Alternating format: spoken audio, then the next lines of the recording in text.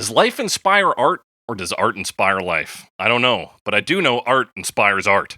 In 1977, the art inspiring was the film Guys and Dolls, and the art inspired was the biggest hit single for the English punk rock band Buzzcocks. Quote, the song dates back to November 1977. We were on a roll. It was only 6 months since we finished the first album. Up in Manchester, this is what we used to dream of. A whirlwind of tours, interviews, TV. We were living the life. One night in Edinburgh, we were in a guest house TV lounge watching the musical Guys and Dolls. This line leapt out. The next day, the van stopped outside a post office, and I wrote the lyrics there. It said Buzzcocks songwriter and frontman, Pete Shelley. To flesh out the Guys and Dolls inspiration, Shelley did find a little inspiration in his own life, particularly his romantic troubles.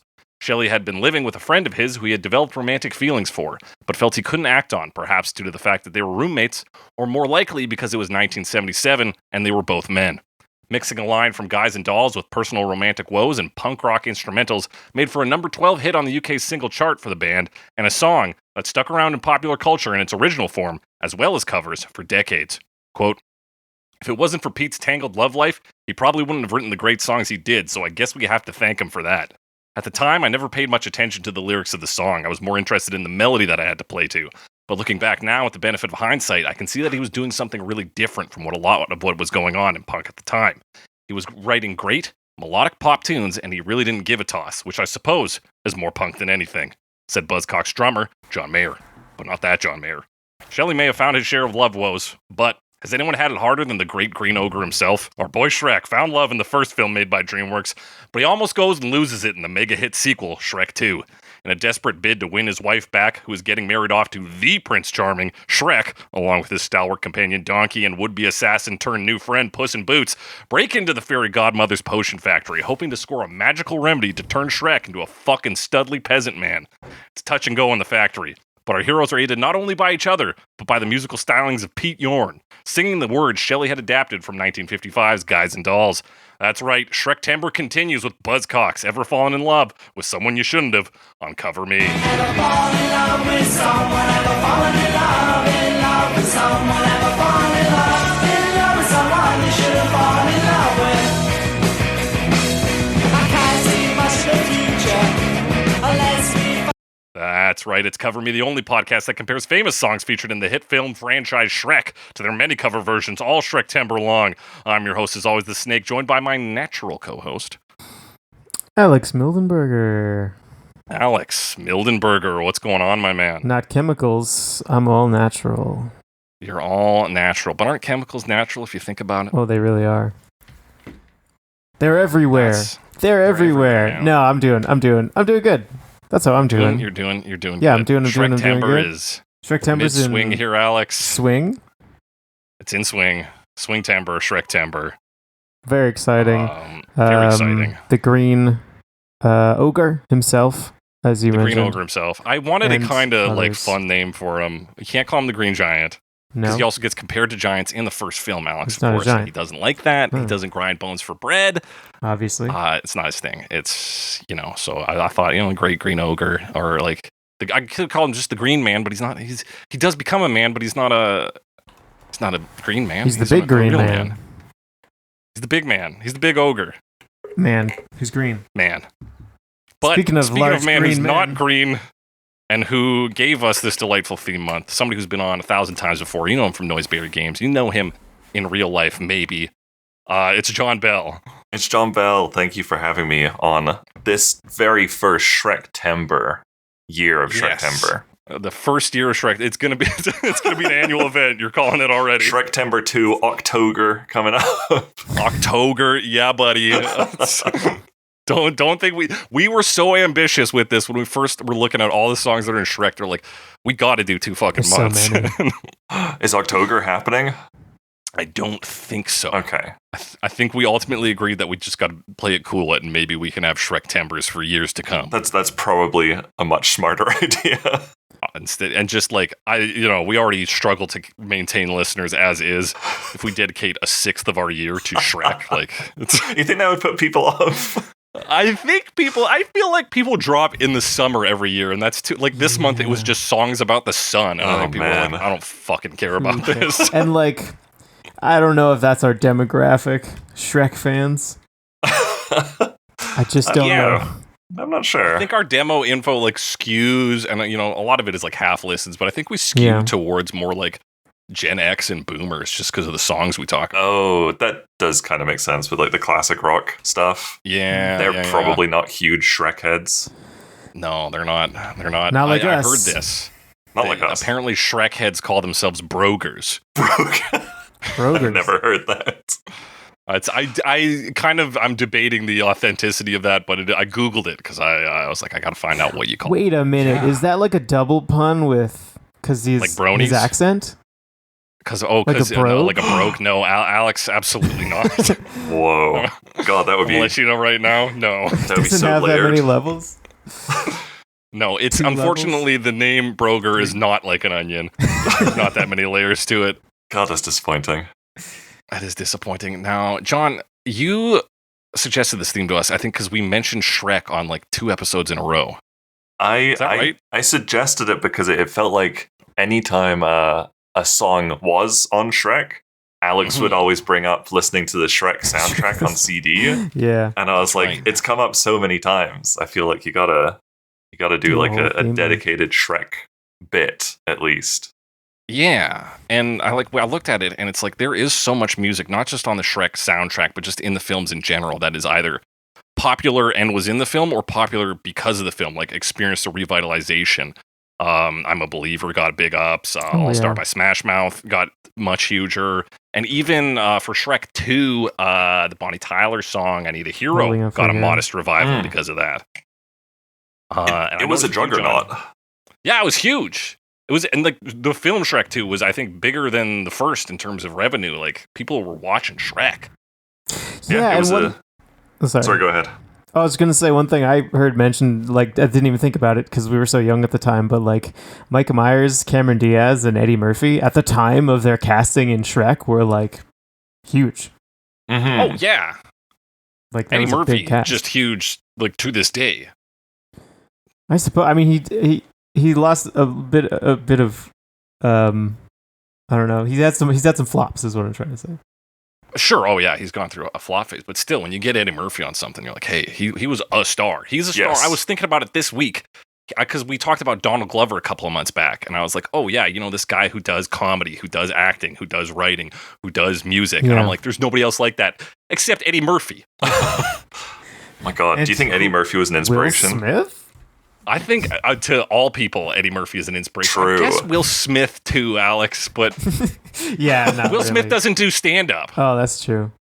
I don't know if he ever wrote. He's so movies. charming. I don't know if he's a screenwriter. He is so charming. Only he that did do the slap. Music. That's the only. That's the only connection. So he doesn't. He doesn't have that. Yeah. So I'm saying, like, even if Eddie Murphy's star has fallen, like, but he's kind of had this revival too, where he's done a few Netflix films. He just did fucking a 4th Beverly Hills Cop film, which was pretty good. Like, you can't bring him down, Alex. Can't keep him down. No, you can't keep him down. And I would never want to. Not even his girl could do that, and she liked to party all the time. That's exhausting for him if you listen to the song. Oh, okay. That's the song Eddie Murphy was doing instead of "We Are the World." Right. That's why he turned down that opportunity. But this is not an Eddie Murphy fan cast. This is, for all intents and purposes, now a Shrek fan cast. Yes. And John, this is the only song we're doing this month that is from Shrek 2. I mean, yeah, I think the Shrek 1 soundtrack is probably more iconic. I think so. Going through them, it feels like there's bigger moments. Like, even, for example, this song, I was like, oh, that's in Shrek, and I had to like watch the scene. I'm like, oh yeah, it is. Like, it is here. I could not remember like before this week where exactly it was in the film. I definitely remembered it. I think I was like talking to Alex last Friday, and I think I was still convinced it was in the first Shrek movie instead of Shrek 2.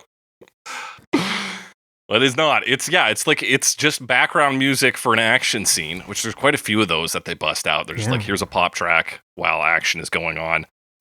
Any other special connection to this song, John? Or the Buzzcocks in general? I was telling my parents that we were covering this song today, and both of them were like quite into the British punk scene in the 70s. That's fun. No way. Yes. I would never guess that. If you could see my dad back in the 70s, he had like the super skinny, like drain pipe jeans, like bright green jeans. Fuck yeah. I know. Damn. Just wild. So yeah, like they're both very familiar with this song. They like found it like right when it came out in the 70s and loved this song. And my dad was a huge Ramones fan and Sex Pistols and all kinds of British punk. So they were quite excited to hear that we were talking about this song. That is amazing. Do they have That any is cool amazing. stories about this? Did they ever see any of them live or anything? I don't think so. I don't think they did. Okay. I should have asked them if they saw them live, but I think they would have said. Yeah, that would probably be the first thing. Oh, I saw them here or there. Yeah. Fuck yeah, that's cool as hell. Yeah, it is cool. Alex, are your parents cool or? No. I did mention the song to them. I didn't get a chance to play it for them. They didn't recognize it by name.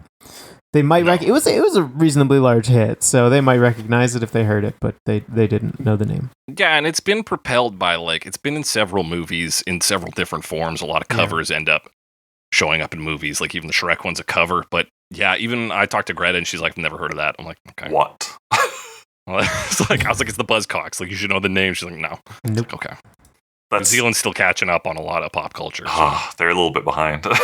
Yeah. That's my main got issue VHS with there the recently. nation of New Zealand. Yeah, Alex is a big Kiwi hater. Coming on the podcast as such. Yeah, that's where it stems from. But But John, Shrek 2 over Shrek 1, is that what you were telling us off air? I mean, I've definitely seen Shrek 2 more times than Shrek 1. I think when I was younger, I would probably say I preferred Shrek 2. But I think now that I'm older, it's kind of hard to beat the original, isn't it? It is. The original's a nice, tight film. Like, it's barely 90 minutes. Wow, that's short. It's short. Yeah. Well, even Shrek 2, I'm looking at is 92 minutes. They're both short. Okay. They both, I think, end with musical numbers.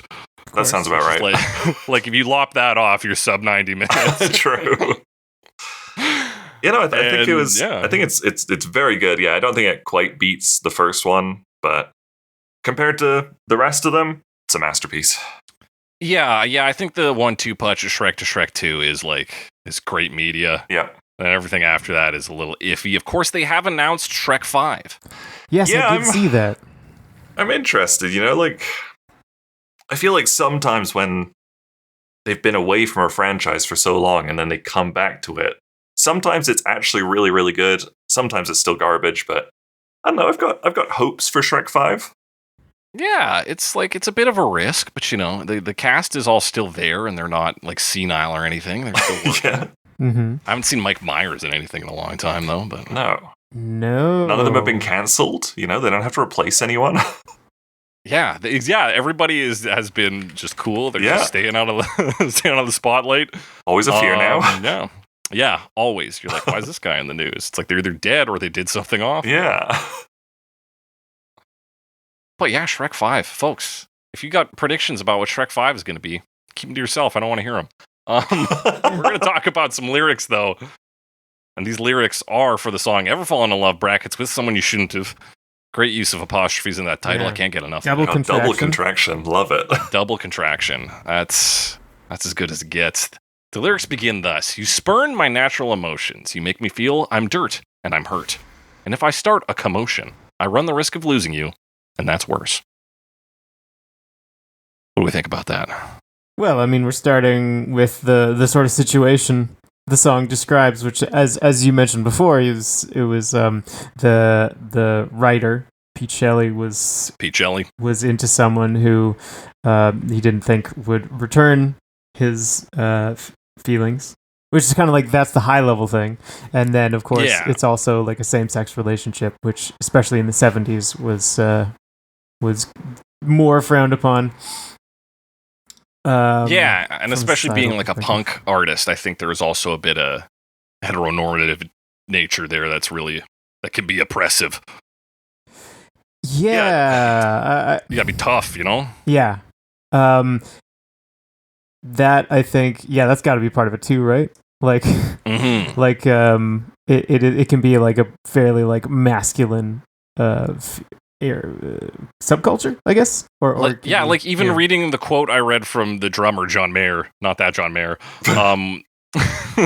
He's like, he kind of like comes to the conclusion. He's like, I don't really pay attention to lyrics, but I guess he was saying whatever he wanted, and that is pretty punk, I guess. So he's not even like, hey, I think it's great that Pete's like bisexual. He's like, yeah, that's not my business. Yeah. It seems pretty punk though. He said his feelings. It was cool. Yeah, so it's kind of like, it's not, even then he's like, I guess it's just not my problem, more than like hey, punk rock can be gay as hell, dude. He's like, sure. Which is weird. I don't know if it's like just like modern punk, but or like if it was this era of punk as well, but like modern punk and, you know, the hardcore subgenres are well known for being ridiculously welcoming nowadays. Yeah, so absolutely. I don't know if that changed over time, or because yeah, you're right. Like you think back to like 70s punk, it's all leather and just like badassery, you know? Yeah, and being like, I love fucking women and punching cops. Yeah, exactly. So yeah, I don't know. I think it's a very impressive song to write in the 70s.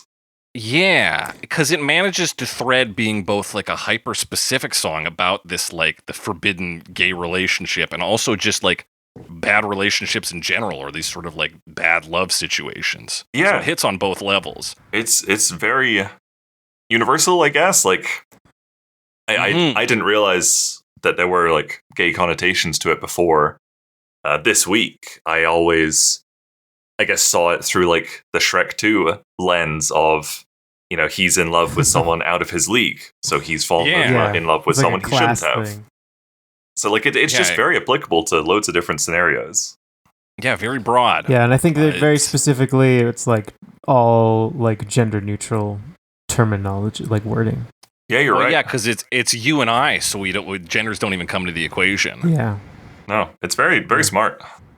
Yeah, Yeah. I think it's very well done. I think some like even the line, you spurn my natural emotions, which in a later verse becomes you disturb my natural emotions. I think both of those lines are very good, bringing the idea of nature in there, both like in the broader sense of love and of course in the queer sense of like gay love. It's like, ooh, natural emotions, what are those? And what does it mean to reject or disturb those? It's good poetry. Yeah. It's just like, you're just following what you feel, right? So like, how can it be wrong? And then shit like you make me feel like I'm dirt and I'm hurt. That's just a punk rock line. Being dirt is punk rock being the underdog. Yeah. And internal rhyme? Yeah, dirt and hurt. Although Genius does put hurt as its own line, but I don't fucking know about that, Genius. Oh, at least the one I'm looking at, it's you make me feel I'm dirt and I'm is line 2, and then its own line is just the word hurt. Oh man. No, mine's not like that. Oh, maybe I just got to expand my window. Oh, look at that. This one's on me, Genius. You're okay, Genius. You've done okay. You've done okay this time. Start a commotion. So yeah, he also doesn't want to upset this. There's that idea of a relationship where like, oh, it's bad, but I don't want to lose it. Right. I want it to be more, but like it would be worse to destroy it not completely. Have you at all. Yeah, to destroy it. So that's definitely something we've talked about before. And it's one of those kind of like universal feelings. I think a lot of people have experienced that. Yeah, like, and I think that plays really well in they call it a refrain here, refrain chorus. It kind of serves the same purpose here. Ever fallen in love with someone, ever fallen in love with someone, ever fallen in love with someone you shouldn't have fallen in love with. So we don't get the full sentence until the end of the refrain. So to make it like you said, Alex, universal, ever fallen in love with someone is the first question. It's like yeah. And you just kind of like repeat it a few times, and it almost like its own little like echo, you know, falling in love with someone, ever so there's a lot of that echoing. Yeah, you get it kind of repeated in the head, and then of course the final you shouldn't have fallen in love with. Ooh, it's a bad thing. Yeah. It's good. It's got a good edge to it. It's very punk. Yes, very punk. And also, like, I mean, we tend to call it pop punk if it's about like love, which maybe isn't fair. But I feel like that's another thing that comes up about the song, or criticism I've heard. It's like it's less considered less meaningful if it's about love, because that's what pop songs are about, you know. But like Right. that's what so many people feel. So like, why is that less legitimate? Why is You that know, less? it's a real feeling. Yeah, and I think there is an element of, like, if you're doing a punk rock love song that isn't pop punk, there is, you need to have an edge in there. Yeah, There needs to be, like, like what's the fucking Iggy Pop song, I Want to Be Your Dog, or whatever, like, or... throw some like Nouvelle. S&M or something in there. Yeah, you need to have some fetish work in there, and in here, it's the concept of, like, forbidden love, which is not entirely unknown in pop, but it adds a little darkness to the song. Mhm. Yeah, Which I think maybe skirts it past pop punk. Yeah, it's got like that slightly edgier side. Mm-hmm. Because we got the word dirt in there. Exactly. It's all it And that's takes. punk. Yeah, and I think even if there is a lyrical pop punk sensibility to this, I think musically it is straight down the line punk. It's very straightforward. Yeah. Yeah, I like with pop punk, I don't know if maybe it's just because it's attributed with a later era and there's more, it's like, it's still distorted, sure, but it's a little less clangy, like it's a little less sharp on the ears. It's a little rounded. Mm-hmm.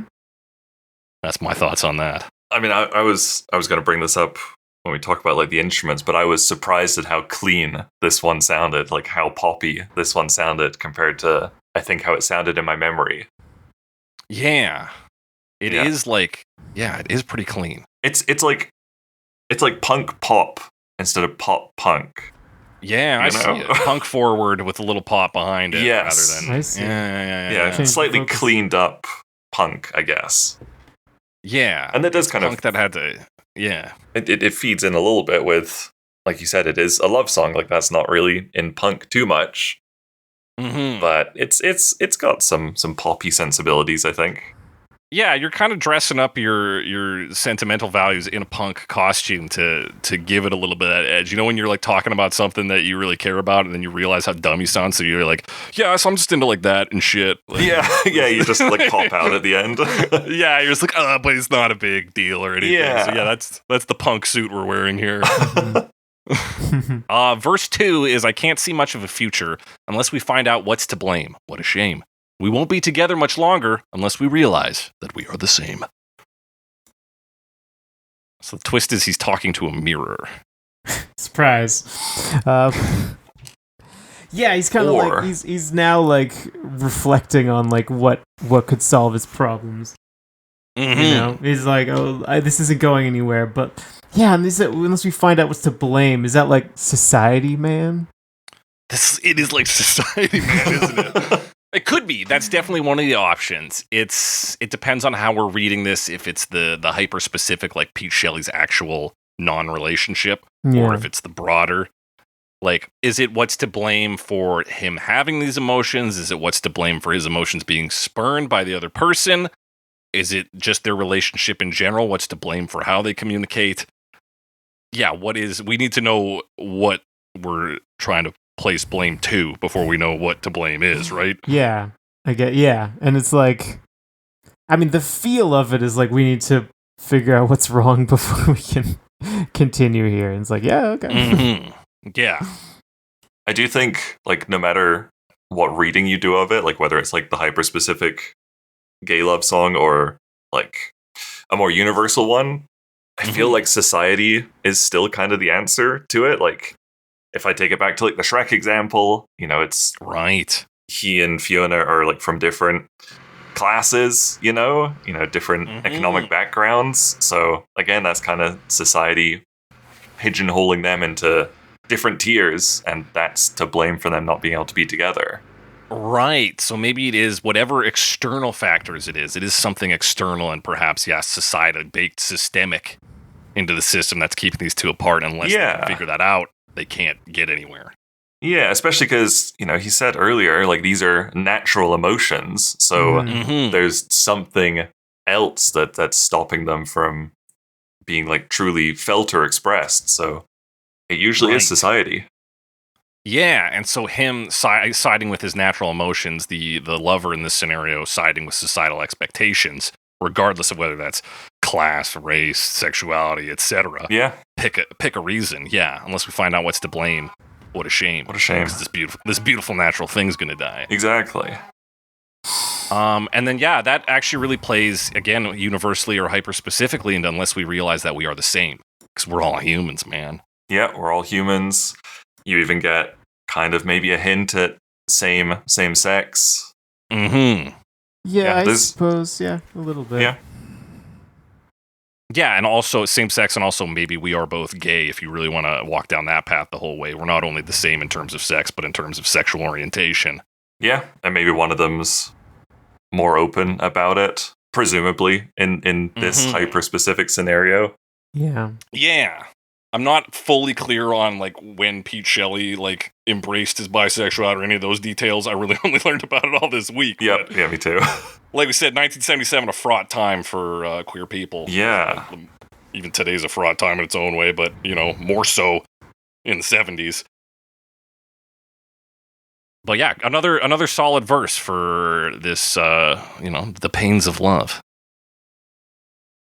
We do another refrain. We get to verse 3. You disturb my natural emotions. You make me feel dirt. I'm hurt. If I start a commotion, I only end up losing. That's worse. So the only difference here is disturb, which I think is interesting because in the first verse, it's spurn, which implies like an active refusal on the part of the other person, whereas disturb is you can disturb somebody unintentionally or intentionally, right? Mm-hmm. So he's kind of saying here that, like, regardless of your actions, perhaps you still hike up these feelings in me. You disturb my natural emotions. And make me feel bad.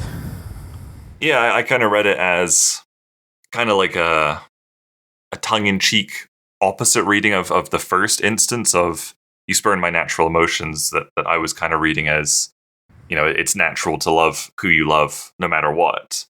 Whereas this one, I was reading it as society says it's natural for a man and a woman to love each other, but you, this other man, disturb those emotions by making me feel things for you. Right, you've thrown me off my like default operating system and made me think about new opportunities or new things. Yeah. So that absolutely, I think that's a good read. Could be reading too much into it because it's literally the same phrase, natural emotions, reading like different ways into it, but I don't know, that's just kind of what I got from it. But it's like, why use a different verb each time? If you're just going to repeat the verse, just repeat it. True. Yeah. Yeah, unless you're trying to say something slightly different.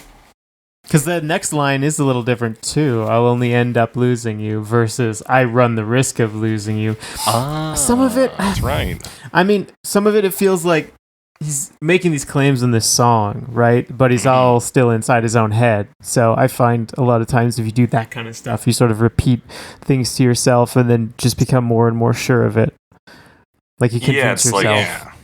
Yeah, he's convincing himself. Like in the first verse, he was, I could lose you. Yeah, like it could happen. But in the third verse, he's like, I will lose you. That's right, as he's bounced it around in his head. And like you said with the refrain, Alex, there's kind of an echoey effect there. Or I can't remember if that was Alex or John now, but one of you said that. That was Alex. That was Alex. Okay, I'm on it. But yeah, ever fallen in love with somebody's bouncing that around. So it adds to that kind of echo chamber effect of this being something he's chewing on in his head rather than saying directly to the person. Yeah, I think it makes sense that it's like, literally all bouncing around inside his head and he's kind of overthinking it and pushing his thoughts to like confirming his fears, I guess. Yeah.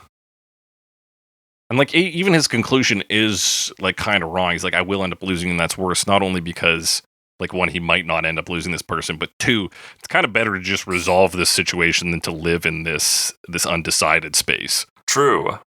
Yeah. He says, it would be worse to actually confront our feelings. Yeah, exactly. To find out what happens. Yeah.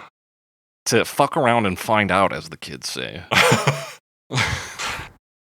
Don't know if they say that anymore. Can't say fuck on TikTok. I think we're behind on that. Yeah, that's Zoomer lingo. I think that could even be like our lingo. That could be ours. It all gets passed up the line. Oh man, find out who's cool by how old the shit they're saying is. Yeah, and then you look up a meme and it says it's only been around since 2017. And you're like, what did I even think before 2017? You're like, what the hell? How is that possible? I don't know, but yeah, my partner's sister still uses the term hipster like it means anything. At some point, your vocabulary just atrophies. And it just locks in, It happens. Yeah, you're just done. I looked up the word catfish, recently, and it's only been around since like 2012 or something like that. Like, Right. that's wild. Like, Isn't to it based catfish on someone? like a documentary of the same name? I think so. Oh. Yeah, that seems like quite a universal term as well. Yeah, I just always assumed it was always around. Yeah. Anyway, that's what the internet told me. That's what the internet told you. This is what we told y'all about the hit song "Ever Fall in Love with Someone You Shouldn't Have." It's a tragic love song. Yeah, it's like very classic in that way, you know, unrequited love and just like the pain of that and the uncertainty and just like, yeah, just the I'm looking for a word here. Catfish. Catfish. Yeah, that's the word. It's actually pretty reasonable. Find out. Of being in love with someone who doesn't return the feelings. Then, of course, when you learn about the specific situation, you see there's like more meaning there. But they were just like made it more a little more universal, and that was effective because it made the song a hit. Yeah, exactly. We talked about songs before where they are like kind of on paper very specific, like the Cyndi Lauper song "Time After Time," where like a verse is about a clock that specifically her partner gave her. Yeah, and like how it got fucked up, but everybody's like, "Yeah, this applies to me in my life." It's like, well, sometimes it just works. Now, one thing I did want to mention here, I forgot to mention it when we talked about the line, but a quote from Shelley is that the opening line was originally, "You piss on my natural emotions." Oh. But because Orgasm Addict, another song of theirs, hadn't been getting radio play because of its title, I needed something a bit subtler. So I came up with Spurn. It had the same sort of disregard, but wasn't so likely to offend. I think they made the right call there, honestly. I feel like they probably wouldn't have got a lot of radio play on this one if it literally opened with a piss. Especially in the 70s. Piss. Yeah, and that's a lot more like explicitly punk, right? Yes. Yeah. Like that's that edge of just like, we say piss. Yeah. Exactly. Yeah, that edgy. immediately makes it not pop punk at all. We're talking about piss. Yeah, I think they chose the right version of the song. Yeah, I think it was a good choice, and thankfully did get radio play because of that. Now, we've talked about the lyrics. We got to talk about the instruments. What do they sound like? What's going on here? What is going on here? I mean, maybe some C-sharp minor chords? Bang, we're right into some chords, you know? They're pretty harsh. Yes. And I think there's two guitars as well playing them, but like this part's like pretty loud. But it's not many chords. That's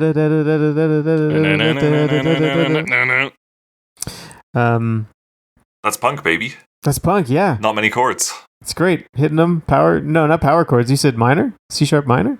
C-sharp minor chords, apparently. Verse and chorus start with C-sharp minor chords. Okay. And it is a really punk, like, like it's run a thing for a bit, hit two notes as like almost rhythm, and then back into it. Yeah, just to like break it up. And then like the drums are really crashing too, right? We've got drums right from the start. And they kind of do little fills, or like they do like quick, like, you know, between things. They're fast. Yeah, they're very active. It's punk. Yeah, and the shifts from that to like toms to like the hi-hats and cymbals when we're getting that guitar riff right off the bat. Yes, and that very nice riff as well. Yeah. Yeah, great tone on that, great riff. It's pretty easy to see why people like picked up on this pretty quick. Yeah, because it has that kind of like poppiness in the riff, which maybe you'd call it a hook. I don't know. Yeah, I would say that's a hook. Yeah, it is what I think of when I think of this song. Yeah. And that's pretty poppy as well. Like you said, like the driving da-na-na-na-na is very punk, but like the guitar kind of like cleans up on that ban out, and that's it's very rhythmic, I guess, which makes me think it's a little bit poppier. Or it's more melodic. It is. Yeah, it's melodic. It gives them something to hang on to. Whereas a lot of punk songs, especially like the late 70s here, you think of a Ramones track, it's all just the driving rhythm. And like some rhythm. Like, Judy is a punk. And then you're like, okay, that's a song. Yeah. On to the next one. This one, we're actually taking a break to insert, a hook, a little pop into this. Mm-hmm. Something catchy, yeah. And it is. And I mean, it gets repeated too. Like, we move into the verse shortly afterwards because the intro's pretty quick. This is like 10 seconds in. And then it sort of like cuts it in half. You know, there's two halves of the verse. They play the riff in between there. And then, of course, he's singing as well. But the rest of it kind of sounds like the intro. But the vocals are like, I mean, we know they're English, right? They're the variety of English vocals where like you can still hear the accent, and that's always nice. And I think punk does that a lot, in particular. But but these ones, I think earlier punk, and I mean 1977 is pretty early punk. It kind of gives you the idea was maybe to give you that working class origin of punk rockers, where they sound like dock workers. And then as it expands beyond this and beyond the blue collar to like just kind of every man in general, it becomes that we always use the word idiosyncratic to talk about like individual voices. It gives you the lane to do that, to just be yourself singing rather than to be a singer. Like pop singers of the past. Because you think about a crooner, and it's like there's a very specific style. You have to do this. You got to sound down low, and I'm Frank like, Sinatra can sound like the other guy. Do I know? It doesn't really matter. Can I tell Bing Crosby from Frank Sinatra from whoever? Not really. Not really. And like, sure, Dean there Martin. are punk rock staples, but that the staple is kind of like be yourself. Don't worry about key. Yeah. Scream a little. Scream a little. Yeah, and I think if you hear a Buzzcocks song, you can, even if you're like not overly familiar, I think you could have a decent chance of picking out the vocals and being like, yeah, this kind of sounds like Ever Fallen in Love. Yeah, or at the very least be like, well, it's not the Ramones, it's not like Sex it's Pistols. not other punk, it's not Sex Pistols. It's like I know the era. I know it's not these two bands that I know. If I don't know the Buzzcocks, like you're able to weed things out. Yeah. If it sounds like we're talking about a bunch of bullshit, it's because like really most of the song is just that chug section, the lick, and vocals, drums moving, and it kind of just repeats that a lot. And it's really short, and it's only like like 240. 240. 240. 305, baby. 305. Yeah, it's Perfect. short. It's punk. Follows the entertainer rule. Let's see. Is there anything else? Like an instrumental break. About 2 minutes in, we just get like a chug section. It's just like, well, we're just gonna do the chug a bit, and that's again, like punk philosophy. There's no solo there. No, it kind of like it chills a bit. The guitar's like muted there. Hang on, let me find. This is like 2 minutes in, right? Yeah. So it goes down to this muted chug, and then we kind of layer on that hook. Which is really cool. It sounds like it's like building up. It's like its own canon kind of thing. Yeah. Like of the riff, which I like that it just like repeats that. Even though it doesn't. It's just like one plays and like holds the last note, or it doesn't, and that's what it sounds like to me. I don't know. There is like a layering effect going on, and I think that plays as well into this idea of somebody ruminating on the same thought, right? Yeah. Oh yeah. It's kind of what the song's about. And it's all supportive. The sort of repetition. The drums also get a little more intense there. I don't know if that's actually like they kind of change the way it's accented. Like it sounds like you're accenting every other beat kind of thing. It just changed the feel a bit. It's definitely a shift from what is the standard chug they've been doing. Yeah. Like everything does. They build towards like a shift in attitude and like what we're hearing, and then of course a ramp up with the end with the drums hitting and the guitars layering. Yeah, but it's a great build up because then you just like break right back out into the chorus / like outro section. With that ever, and then just right back in. It's great. The only other thing didn't mention, there's like backup vocals on the chorus. That's right. First two lines they follow along, they like double it, and then go into like for the last two. So like even that's pretty simple. Yeah, and that's done by the producer Martin Rushent. Oh. Known for working with the Stranglers and Human League as well as Buzzcocks. Okay. I have a quote by he suggested. In fact, it was his suggestion. He says, "I suggested backing vocals to highlight the chorus and make it even more powerful. No one could hit the high part, so I did it. I'd sung in bands in my youth, and I also worked as a backing singer." That's so Wow, funny. Good for him. Good for him. He's like, "Hey, you guys should do this." Like, we can't. He's like, "I can. I'll do it." And like having backing vocals is also very poppy. which is another reason why I thought this was like surprisingly punk pop. Not only having backing vocals, but backing vocals that are actually singing and not just kind of like going, shouting, like that, like pub group shouting backup vocals. Yeah, that kind of like usually get like a pub chorus kind of feeling. Yeah, singing and high singing as well. That's not very punk. Not very punk. You have to go through puberty to be punk. That's a known fact. Yeah, I've always said that. Alex always said that. Alex has always been saying that. That's why he doesn't believe in all ages punk shows. Nope, it's impossible. He's always, you can't do it. It's genetically impossible. It's genetically impossible. But what is possible is to cover this song, as many people have done. Oh, it certainly is. But before we get to those covers, we're going to get to a short break. Pretty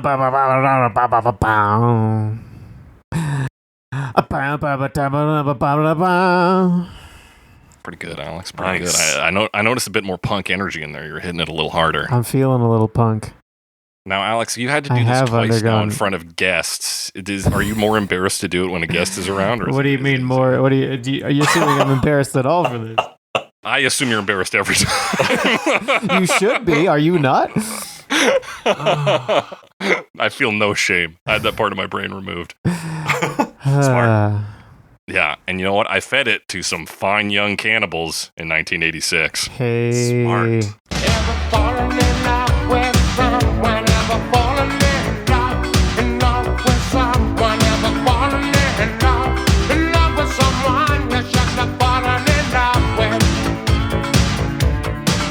So these guys are a UK pop rock outfit that I'm only vaguely familiar with because of She Drives Me Crazy, but that's it. Yeah. I was surprised that that's them. Yeah. I feel like I recognized the name, but I don't think I know any of their songs except for maybe that one. Yeah. Yeah, you've probably heard that one. It's for sure been in movies. I couldn't tell you one off the top of my head. Okay. I was shocked with their name and even the cover for this album I'm looking at that they're like more of a new wave act than a punk rock act. Yeah, they feel a lot more like poppy, especially like, I mean, 1986, like they're a bit of a super group. So I don't know. Just like I was going through the thing through their Wikipedia page, and it was like it's the bassist from this band and the guitarist from this band. It's like, okay, cool. Formerly those, of this bands band. People care about, or none that I recognize. Okay, so they might be a super, because a lot of like band origin stories are like they used to be part of this no-name act, and now they're in a real band. It's like, okay, not a super group. Yeah, I can't even pronounce the singer's former band. Acrylics, I think is. Oh yeah, there's just no vowels in it. Yeah, it's all Y's. Oh, Acrylics. Acrylics. Okay, yeah. I guess Acrylics has a name. It has a link. A British ska band. Okay. It used to be. It was originally Acrylics Victims. Also with Y's. They're a ska band. Anyway. That is a ska band ass name. Oh, yeah. Just the spelling. Acrylics Victims. Acrylics Victims. We're not talking about them. We're talking about this version, which hit number 9 in the UK. And was made for a movie. A bigger hit than the original. Wow. Featured in the film Something Wild. Yeah. Not a movie I've seen. Me neither. Starring Melanie Griffith, Jeff Daniels, and Ray Liotta. That's fun. Ray Liotta? Oh, yeah. That's a name. Rest in peace to a real one. Yeah. What's going on in this one? It is synths, man. We got all kinds of. There's so many sounds they bring in over the course of the song, but like we got a drum machine rhythm, ton of reverb. Yeah. Playing like the synth bass line over most of it. Boom. Dum dum dum. Yeah, that they kind of do their own thing. It is the most like 86 pop you can get. Yeah, they've got this like like kind of funky guitar sound they play sometimes. It's like kind of like fast strumming. Yeah, really like bright. A little funk inspired. That yeah, plays instead of the riff that plays in the original song, like between the verse halves and between the sections. There's like kind of two guitar sounds that are similar, but one is like that really fast, like bright strumming, and then one they like close the filter a bit, so it feels like a bit darker and has a like more rounded sound where you kind of get the edge of the filter right on like the higher frequencies that the guitar is playing, or maybe the fundament. I don't remember, but like you turn the filter down a bit. Okay. And then you got to get it just on just the right place, and you can't play around the guitar too much without moving the filter to make it sound like this. So maybe that's it. Maybe they just play a different part of the guitar. But I follow you. Yeah. So they're doing a little tone changing with the guitar. Yeah. They do a big around 32 seconds, so we go to like 31. They do this big synth sting, just a Yeah, This is that all sound. classic like 80s pop. stuff, absolutely. And like another synth riff comes in on the second verse and stuff, because they kind of introduce things as they go. Mm-hmm. Ba-ba-da-da-da, like all these different things. There's a like harpsichord kind of sound. Yes. That like harpsichord. What is the harpsichord It's doing? just where I wish I had. It just plays along with the guitar in the second verse. Okay. It's just like kind of doubling the. I can hear it, and if you were Yeah. dumb like me, you might just mistake it for another guitar, or just kind of like I they think- took the end of the guitar and Yeah. sampled it. But I do I think think it's you're more right. keys, because it's that kind of like like electronic harpsichord sound, Yeah. like EP/harpsichord. And all yeah. this tied together with the vocals, which are like "Just one my natural emotion." Very It's kinda unique like- voice. Very unique, kind of hitting deep. Yeah. A little like it's kinda soft cool. on the like consonants, like we kind of Mhm. lose. Yes. Like it's I don't know exactly how to describe that. Maybe that's the right way. I don't know, but yeah, you kind of lose like definition of the words of the syllables. Yeah, absolutely, dude. It's like it feels like the middle of the word is there, and then the fronts and back ends are maybe Yeah, kind kind of of. missing Yeah, sometimes. don't always get there in time. Yeah. Good voice though. Good voice. I do Very like his I interesting like voice. his voice. Yeah. It's And he puts some good emotion into this. he does, Roland yeah. Gift. He goes like high on some parts, Mm-hmm. especially like near the end. I think they like change the lyrics slightly, and he says like, "Did you ever fall in love?" He goes like pretty hard on those. Yeah, he really cuts loose on that. Yeah, So I is like the his synth. voice. I like his voice. This version, like 100% appeals to me. This was I fun. like the synths. I like the guitar doing the little funk thing. I like his voice. Yeah, it's new wave, you know. Yeah, it's new wave. It's right in my wheelhouse. man. I Yeah, love they've this also shit. like. Yeah. I mean, it's kind of like you can move to it in a different way. Like it's more like dancey stuff, because you got the synths and you got the drum machine and stuff. But it's Yeah, also like yeah. they've slowed it down just a little bit, but like they keep the energy up, because they still have this like the guitar's pretty fast playing, and it's kind of like funky stuff. So you got that like really like Yeah. funky side of it. So it's interesting. And the synth, like bass and kind of the lower notes in general, keep it moody. So it feels like moody, like the original is. Yeah, a little bit of a Different. darker edge to it. Mm-hmm. Yeah. Yeah, when you get those little bits between sections, like you get the huge like reverb on the snare, and then just like synths doing the, like you mentioned, the sting things, like that kind of sharp sound. Yeah, these just fucking out of nowhere. It's like Yeah, almost like it'd be a sting in a movie for like a jump scare yeah, kind of sound. yeah. So pretty cool.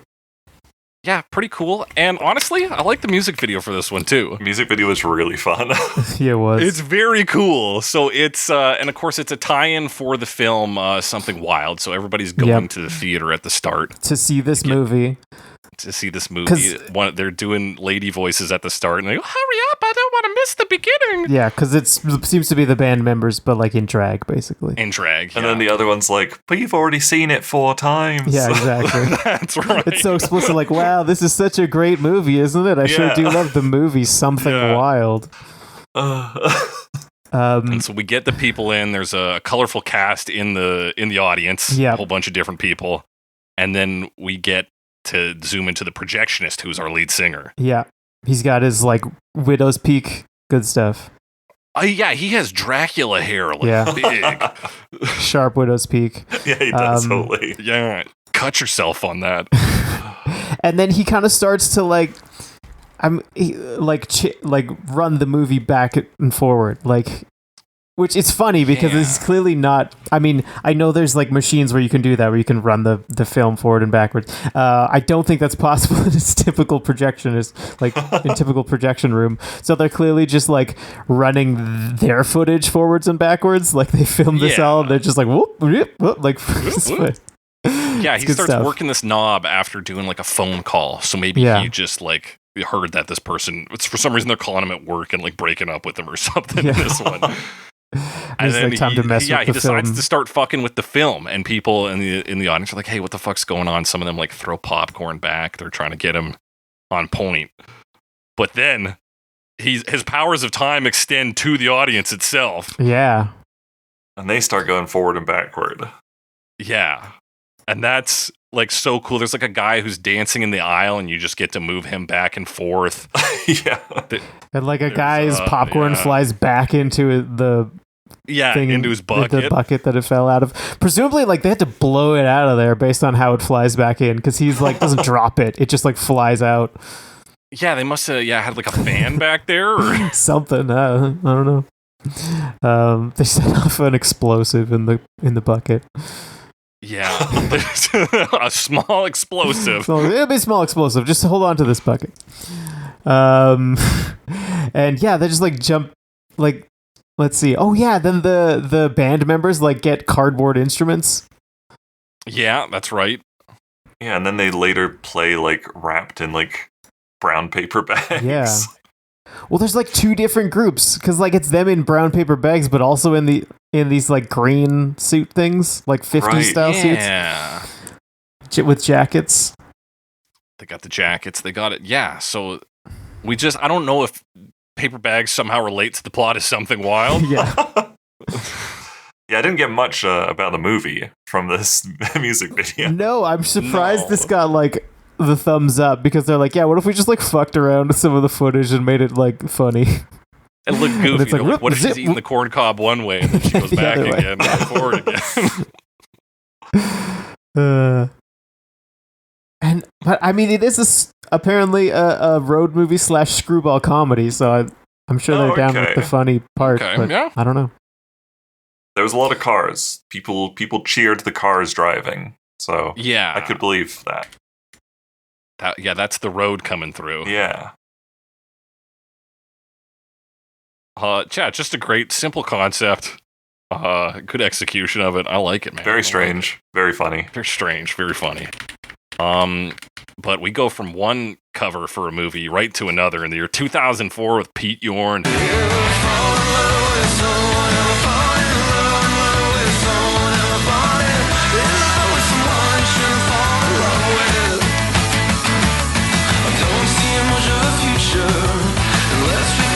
Oh yeah, we're on Shrek already, baby. Shrek version. We're Shreking now, baby. I completely forgot that. Because I haven't seen Shrek 2 in quite a while. I completely forgot it was a cover in the movie. I mean, I was actually shocked. Kind of wouldn't have to be. Like, it's so similar. Yeah, this is like, what if you cleaned it up, is Yorn's version. Yes, and maybe like made it sound like ever so slightly medieval. How would you say it does how that? So? The guitar. The guitar makes me think of just like a bard just like strumming away in a tavern. Is it just me? Yeah, like that rhythm guitar. Yeah. Because it is a little cleaner, that guitar. Yes. It's not distorted. Yeah, I could see that. Okay. Does he play it on an acoustic guitar? No. Okay. Just double checking. I got it mixed up with the other song we're recording today. Oh, okay. Yeah. Shh. Alex, don't talk. It's a secret. So Pete Yorn, not just a cover artist for Shrek 2, deemed one of the best songwriters of his generation by Spin Magazine. He's a singer-songwriter musician who composed the score for the film Me, Myself, and Irene. Hey, I haven't seen that movie. Nor have I. Me neither. Pete Yorn, eh? Yeah, I'm not familiar with this guy like at all. I saw he's been around for a while. He's like you said, he's done some compositions. He has apparently 10 albums out. That's pretty cool. Wow. Yeah, and apparently is his generation's best songwriter, or one of them. Yeah. So. Specifically from New Jersey, or like... Maybe. No, I don't know any of his music. But yeah, this is like a fine cover. It really seems like they were like, okay, we need a cover that is slightly more modern and, cleaned up a bit, like less harsh, maybe family friendly. I don't know how they said it in the meeting, but that's kind of the feeling of it. Like very likely, honestly. It's very much a cleaned up version. Yeah. A bit less punky, a bit more just kind of like straight rock, I guess, like pop rock. Yeah, pop rock. You got overdriven guitar. You've got the clean rhythm guitar. The vocals are clearer. Yeah. It is just a cleaned up version, probably to be more modern, more digestible for families. Yeah, the vocals are clear in terms of technology, but like he kind of mumbles a bit. It's not a big deal. That's just his style, but whatever. Yeah, he's like a little bit deeper, I guess. And I noticed I think a few people do this, but his was the one I noticed the most was in the chorus he would drop the end of the word love. Because it's so fast. Never fallen in love. Yeah. Someone I think that comes up like a few more times. I don't remember that happening in the original, honestly. Yeah, he's maybe trying to bring some of that like singer-songwriter energy into it. Like we're hitting the era where like indie's starting to get really big. Yeah. Just cusping in 2004. So he's maybe just on that, or he's like, you got to sound really soft with these words and drop the end. Yeah, it definitely has that kind of sound to it. But yeah, it is energetic still. It is. It's high energy. It's like pretty eclectic. But it's very close to the original. Yeah, absolutely. We not even much do to like a say chug other than section that. for the third verse. Instead of having it its own bit, we get like a breakdown third verse around 127 there. But that part doesn't get featured in the film, I don't think. I think it's all energy in the film, baby. Oh, yeah, you're right. Yeah, I'm sure they don't have the full song in the film. I was trying to find like the movie clip, like just very briefly, and I couldn't find it like easily accessible. Oh, I found it. Really? I found it very easily. Oh. On Study Buddy, Shrek 2 Ever Fallen in Love. I just typed in Shrek 2 Ever Fallen in Love. Me too. Oh, I typed Shrek Ever Fallen in Love. Oh, my God. God, there it is. Fucking search engine is garbage. Yeah. Okay, so the movie clip's only like just over a minute. Yeah. Yeah. So and it ends with the ending of the song, which is a very nice and clean ending. Yeah. Apart from some feedback. Classic video here. They get the potion. Puss in Boots almost loses his hat. Shrek's carrying both Donkey and Puss in Boots. He's getting arrows fired at him. He's running on a conveyor belt. A little cartoon humor here. Yeah, some slapstick in this one. Dumps a big vat of potion on a bunch of elves. I don't know, guys who are shooting crossbows. They got pointy ears. Medieval. They got pointy ears. And then it turns them into various animals. It turns the animals into humans, and the humans into animals, and sometimes other things. Other things, yeah. It's fantastical. Yeah, I'd say. You turns say that. Two of them into the clock and the candle from Beauty and the Beast. That's right. We get a Beauty and the Beast reference, which was probably pretty edgy for the time. Probably. I remember a Disney franchise. It's probably still edgy, honestly. Disney might come after you for that. Yeah, DreamWorks and Disney, I don't think they're that close. No, I don't think so. They're sworn enemies. They are sworn enemies. Unlike Puss in Boots and Shrek, who are best friends now. Best friends now, yeah. So, he really tries to kill him. Slight derailing. Did you ever see the new Puss in Boots movie? No. I've heard it's good. I haven't seen it, though. Really good. Really liked it. I've heard that from a lot of people, and I've always loved Puss in Boots as a character. Yeah. It's just, he's a cat who's Zorro. Like, what? Yeah, he's great. Had no hopes for it, but it was actually excellent. So I would recommend. I might see if they have it at my local library. Ooh. Hell yeah. That's how I get so many movies these days. Hey, that's a great way to get movies. Yeah. Especially with the death of, general video rental. Yeah. Speaking of best friends... Alex, what do you want to say about me? No, I was doing a transition to the next one. Oh, which is a bunch of best just friends. So many people. Do you want to rattle them all off, or? Yeah, let me throw it out. Roger Daltrey, for some reason, getting top billing here. The Datsuns, the Futureheads, David Gilmour, Peter Hook, Pete Shelley himself, El Presidente, Robert Plant, Elton John, Soledad Brothers. That is the year 2005. Yeah. Ever fallen in love with someone? Ever fallen in love with someone? Ever fallen in love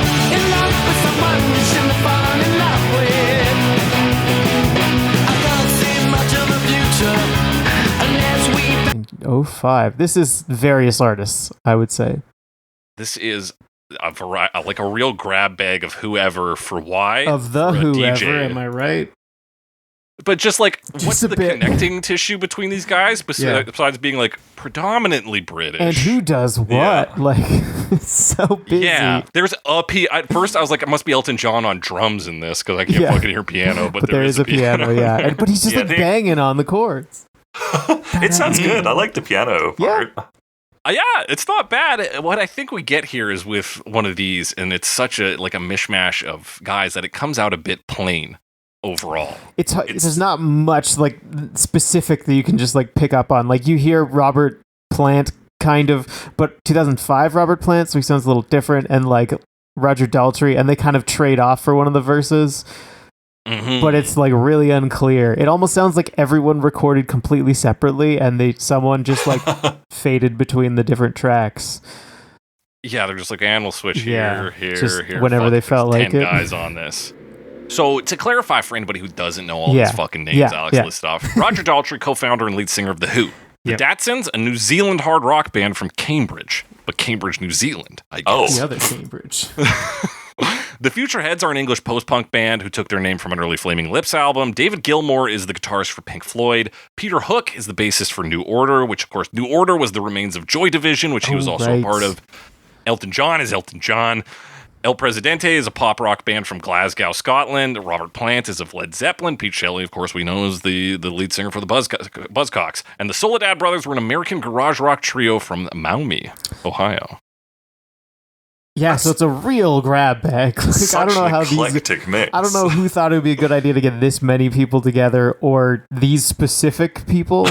Because, like, a bunch of them Yeah. are bands, like full bands. Like, we listed names, bands. but, like, it's not. Yeah, I don't know. It's really weird. It's really weird. It's weird. And like some of them you could be like, okay, the Futureheads, post-punk, and like Peter Hook and New Order. Okay, that makes sense. Two post-punk guys, like a band and a guy, Yeah. doing a cover of this, like which already has some post-punk elements in it, the Buzzcocks version. Like it's like, okay, that makes sense. And then it's like, and also Elton John is here. And you're like, well, I guess they're all maybe Yeah, British. like, and it's does he sing okay, when there's like a bunch of voices happening? I don't hear Elton John. I don't hear Elton John. And it's like, well, the Soledad brothers are also here. And you're like, well, who the fuck?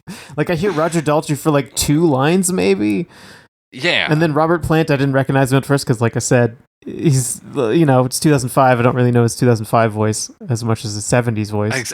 And he must be getting drowned out by 20 guitars. Yeah, is David Yeah. Gilmour playing the guitar solo? I hope so. Why else would you get David Gilmour? Why would you get David Gilmour, especially on a song that has no guitar solo? Exactly. Yeah. So yeah, it's interesting that this exists, but like it's kind of a mess. Yeah, a tribute single for DJ John Peel. So I think the connection for all of them is Peel was one of the first people to play like psychedelic rock and progressive rock on radio. Okay. And so I think, and like he was a real proponent for like all kinds of genres. You know, he wasn't a snob. He played all kinds of music on his radio shows. So I'm guessing a lot of the bands and artists on here kind of got a bit of a break from him playing From their him. songs. Okay. Right. So I believe that's why this is the selection of people. Yeah. Okay. But- So it does, yeah. in that sense, play to his philosophy of anything goes. Anything Yes. goes. Fucking whoever's on. But also, like, why did they do one song like that? Why did they do several songs with these artists? I don't know. Yeah. And why this song Very specifically? strange. I mean, I think the he cover, just really liked this one. yeah, I guess. must have. The cover itself is like decent. It almost sounds live. Yeah.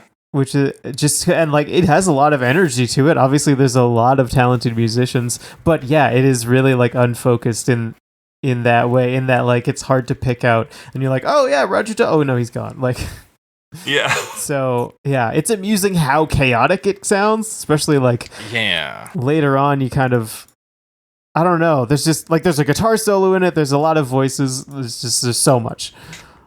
So much. They even add a new guitar element in the left channel. It's this like kind of response almost, or like companion to the riff. It's this. Oh yeah, kind of forgot about Yeah. that. Like you can hear it though, it's there. So I mean, it's a bizarre. punk song. Like it's simplistic instrumentally, and you've got all these artists on there. Like you got to find something for them to do. Like, Sure. Yeah, it's some of who like David Gilmour are like virtuoso players. yeah, you can't think he wants to play. You just da na na na na na. He's like, time to just hit a C sharp minor. Yeah. It's my Job favorite done. chord, so I don't mind just playing it and nothing else. Yeah, so this one is like just pure novelty for people who know all of or some of these artists. Yes, it's very interesting, but it is very, very straightforward, very like the original. Mhm. Yeah. So it's very like by the book. The production's good on it because of course it's a bunch of famous people and it's for charity. But yeah, in terms of like actually like what's interesting about this, not a lot. Just the names, really, and the fact that it Just the The happened. fact that it The exists fact at that all. it happened. So that means we gotta move on to our next one, Nouvelle Vogue and Melanie Payne, or Pan, I imagine, in 2006. Ever fall in love with someone? Ever fallen in love with someone? Ever fallen in love with someone you shouldn't fallen in love with? This won't seem much of a future unless we find out what.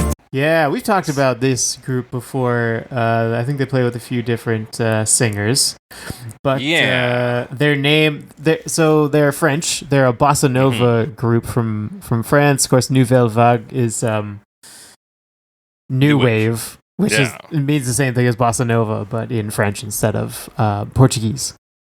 That's right, baby. We talked about them for Blister in the Sun and Heart That's of what Glass. bossa nova is. Yeah, it's the same Yeah, thing we as go new in wave. circles on that sometimes in this show. Because like I was listening to this and I was like, yes, this sounds new wave, and then just in my head I got bossa nova. I was like, why do I have that in my head? Well, that's why. Yeah, That's so why, they kind of baby. have Same it's like thing. new. It's like new wave bossa Oh, nova. great! I learned Yeah. something today. And so joining them is Melanie Pan, the French indie pop singer from Caen, which From is like a French Caen. region. Huh? But not Cannes, like where the Not music Cannes, or the film Caen. festival is. Not Cannes. Caen.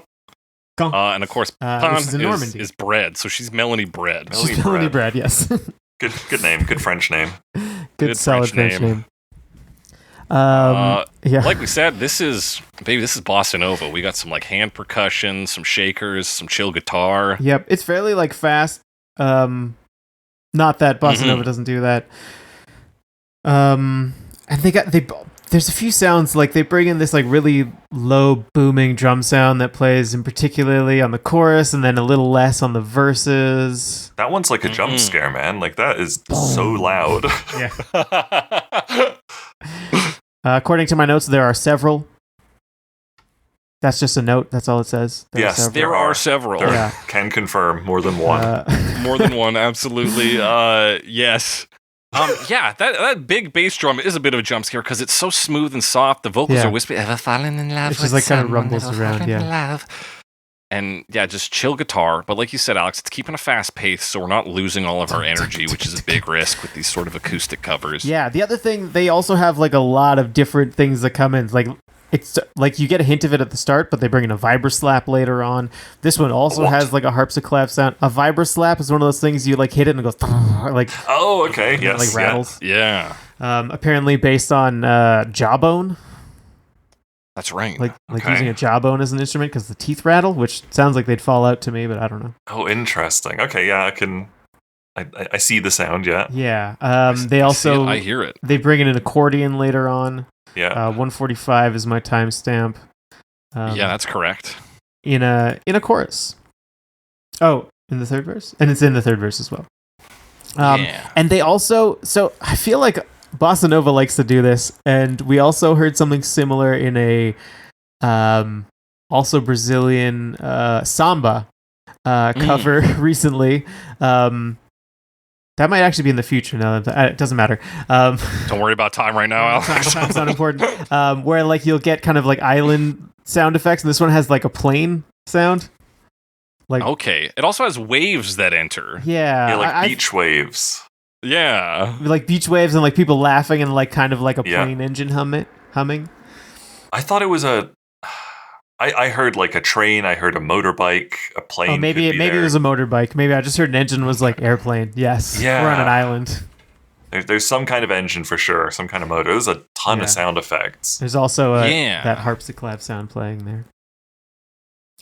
So it's supposed to transport us to a tropical environment with some of these effects. I didn't get tropical. I got like a seaside town, I guess. I guess it could just be seaside. It doesn't have to be tropical. Yeah, like I don't know if you've seen the movie Luca. It's like a Disney Pixar. I have not. No. It gave me vibes of that, which is like Luca vibes. Yeah, Luca Where's that vibes. It's literally just like a French seaside town. Okay. Hey, that would be entirely accurate for this. Yeah, or I think Luca's like Spanish, but it made me think of that kind of region. Yeah, European seaside town. Yes, exactly. That makes sense to me. And that does check out for this. It's got a kind of vacation vibe to it. Yes. Maybe the love is just like somebody you met on vacation. And you're like, I don't have time for this relationship. Maybe a little bit Brighton Rock. That's a Queen reference. Ooh. Hey! A little Brighton Rock. I know Love a that Queen song. reference. I saw the movie Baby Driver. I have seen the film. Was it in Baby Driver? It's in Baby Driver, yeah. Oh, sick. Yeah, it was. Yeah, I think, is it played? It's like the climax of the movie. Yeah, the climax when they have the parking lot car fight with John Hamm. Yeah, that's sick. See, speaking of franchise, or not franchise, it was one film where a couple of people have gotten canceled. Baby Driver. Baby Driver. Oh. A couple people? Is John Hamm? Yeah, no, John Hamm's still all right. He's still hamming it up with the best. But it's Kevin Spacey, obviously, and I believe the protagonist Ansel something. I could be wrong. What the fuck is his name? I know who you're talking about. I forget his name. His name is, let me tell you this, Ansel Elgort. I was going to say that. I was like, that's a fucking fiction name. That's not real. But it is. It is. He did something bad. I don't remember what, but much like Bruno, we don't talk about Ansel Elgort.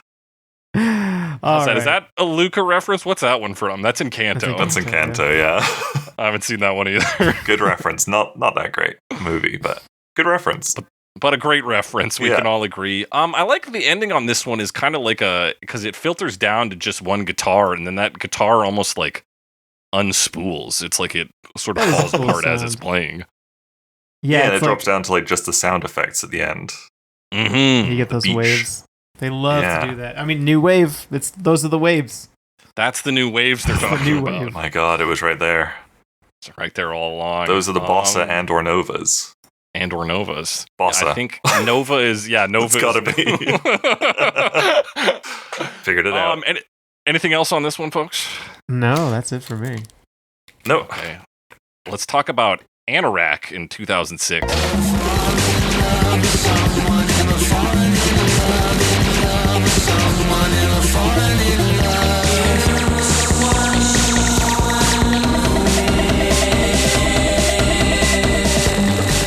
Who is not the Japanese band, not this other band, but a Cooltronica synth trio. Oh shit, I had the wrong band then. They're not Super Nice Boys from Japan? Oh, they could be.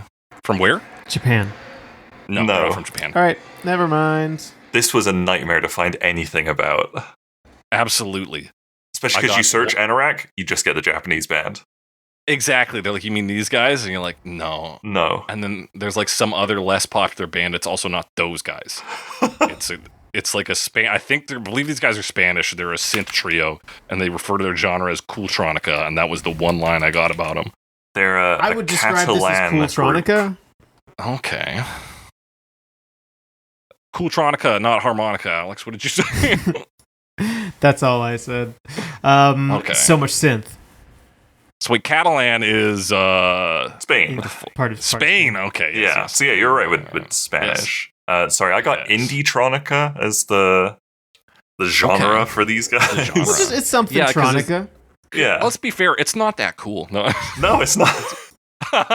Is it that indie? Who knows? Who knows? It is like if somebody was playing like an old 80s video game while you were also trying to listen to like Ever Fallen in Love with Someone, this would be the end result. Yes. Yeah, if two different sounds, two different things were playing in your headphones, this is that song. This is that song. I did not question at all when I saw like Japanese group based in Tokyo. I was like, yeah, I heard Yeah, the music honestly- and I was like, yeah, that could work. Like, it's like Yeah. heavily distorted, like digitized vocals and like tons of synthesizers. And I'm like, yeah, we've talked about Japanese music that sounds like that. Yeah, sounds totally like could have this. been. Even down to like the rolling kind of bass Bum, ba-dum, synth that ba-dum, opens yeah. up. Boom, ba-da-dum, ba-da-dum, ba-da-dum, ba-da-dum. Like that's a fighting game. Or like, Yeah, or ton anything. of like, Like real synthy synths, loads of like sequencers with like short sequences, but like several. And they're doing the like changing sound frequencies and like lasers and popcorn stuff. It's all over the place. yeah, they just start firing lasers. So They got all busy. sorts of like bubbly synths going as like real filtered up vocals. Yes, it's hard to Yeah, parse. it's There's so much going on. it's very busy. It's also like we talked about the chaos of the various artist ones. This also is quite chaotic for different reasons. Yes. Mhm. Just a Um, bunch of sounds. Although I think it's like a decent like chaotic energy to it because of that.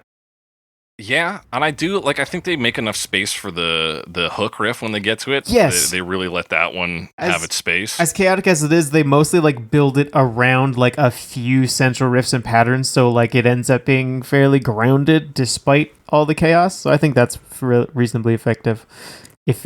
Right. If you're having a panic attack while listening to this, you can be like, well, like identify the stable things. And it's Yeah. like, okay, the bass is always there. Yeah.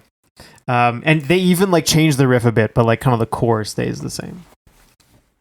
Yeah. Does it? I could not tell what the song was until the vocals started. Oh, Yeah, I not think if you the just same as the listen to original. vocals, like, I mean, or not to vocals, but instrumentals, it doesn't sound like the driving rhythm. It just sounds like a video game. Yeah. Just bleeps and bloops. It's very It is bloopy. beeps and bloops. Very bloopy. Now, there's a lyrical change at around Yes.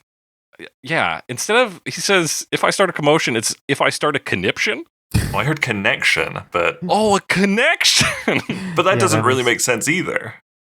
Well, if you like try to initiate like a relationship, I guess, then If I start a connection, I run the risk of losing. Yeah, okay, yeah. Yeah, is how I would I- take that. I guess, but that does lose impact. It 'Cause does. It's like, well, that's true of any relationship.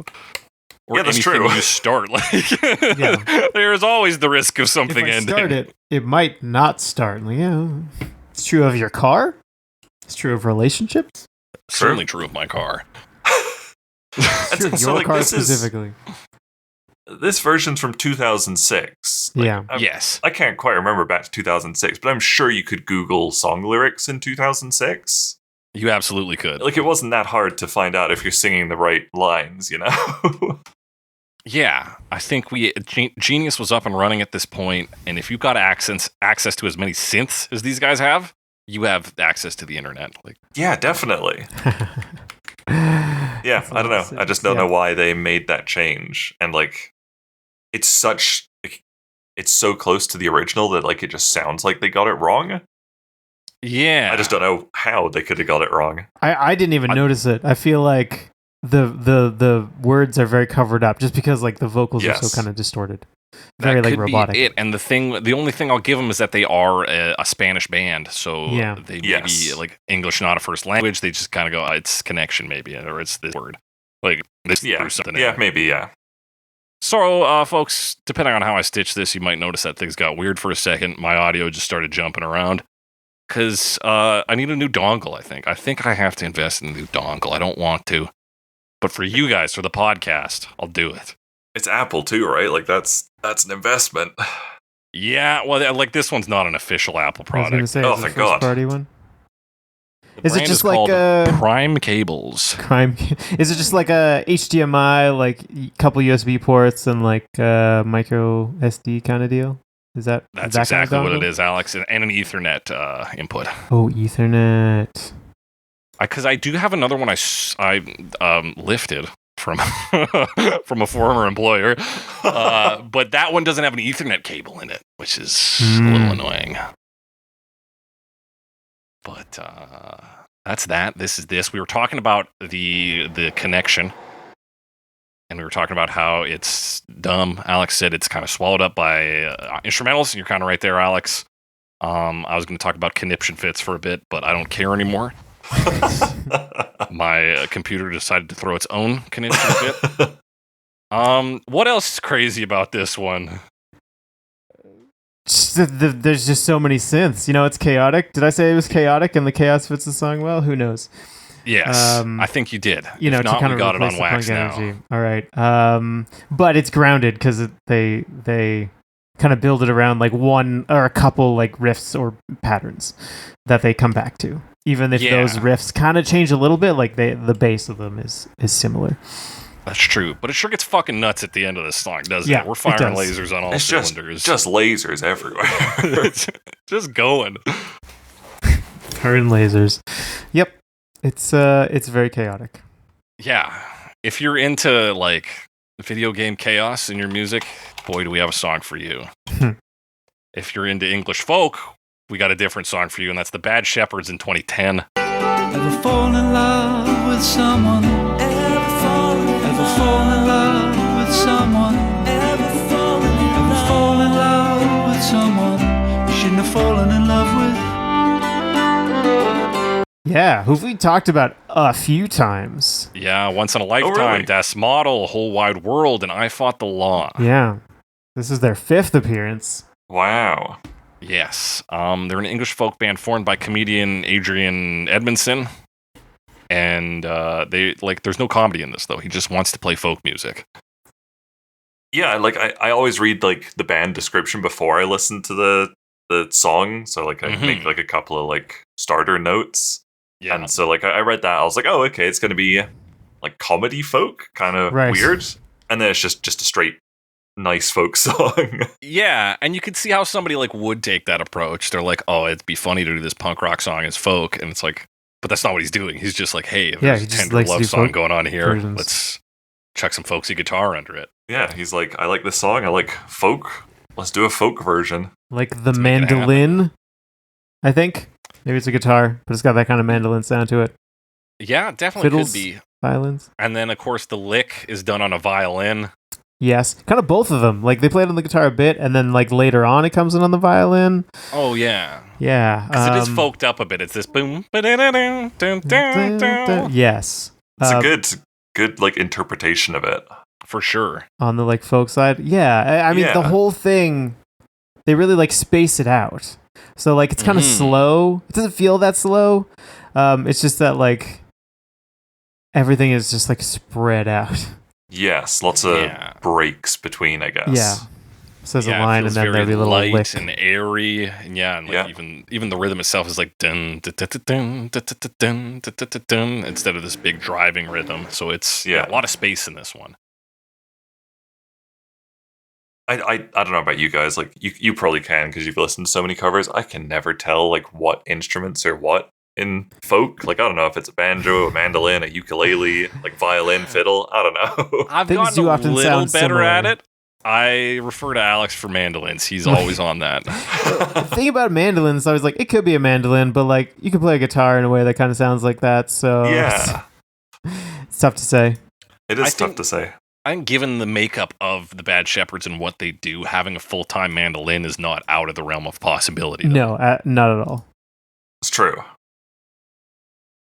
And he did say they made the band after Edmondson accidentally bought a mandolin. So There you that go. would lead us to believe that it's a mandolin being Probably a played here. mandolin. It's gotta be in there. Yeah, How do you it's tell like, the difference between violin and fiddle, though? oh, they're the same. They're actually the they're same. the same. Different names for the same thing. The difference is What? country music. Yeah. Yeah. What? Yeah. Usually, if it's like folky music, you might call it a fiddle, and if it's like classical music, you call it a violin. Ugh, Yeah. But that's like the difference. I never They're the knew. same, yeah. Yeah. It's Mind 'cause I blown. think fiddle is just like colloquially based on somebody being like, "What are you fiddling around with there, boy?" Yeah. Oh, See. he's fiddling again, and then that's the fiddle. Oh my god. Yeah. So Okay, that well, one's that's easy. good.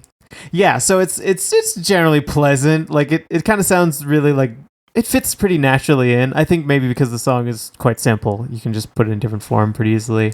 Yeah. I will say slow that but it brushes deceptively up so. against the grain of the lyrics, though. I don't Because feel it's, like like, there's any too- forbidden love here, man. I guess it's a bit like forlorn in Is in it? its delivery, just a little bit.